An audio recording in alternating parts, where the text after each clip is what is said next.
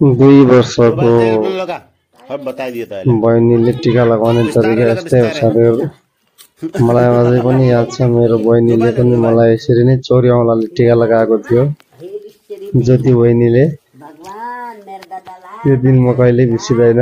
टीका लगाऊ भन्दाखेरि चोरी औँलाले टीका लगाएको थियो मलाई ज्योतिले।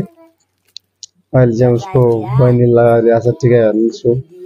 मेरो मम्मी र उसको ठुलो अहिले सिकाइरहेको छ त्यहाँनिर बसेर त्यसरी लगाउने टीका यसो गर भनेर।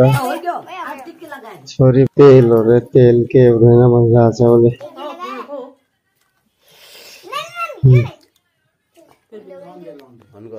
बाँकी छ यो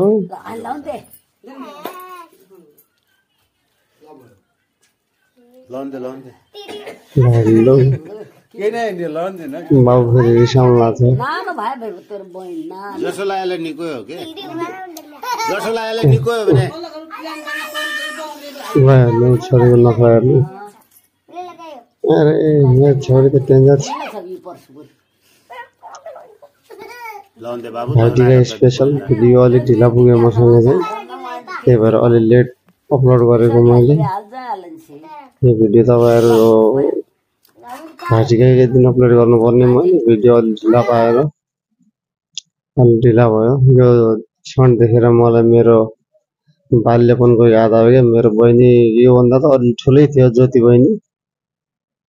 तर पनि टीका लगा बहिनी भन्दाखेरि त्यसले चाहिँ मलाई चोरी औँलाले घोच्छ नि मान्छेलाई जसरी त्यसरी नै टीका लगाएको थियो। त्यो दिन याद गरेर यो भिडियो बनाउन मन लाग्यो मलाई। यति जनाको त्यतिखेर म पनि सायद बाबु जत्रै थिएँ होला।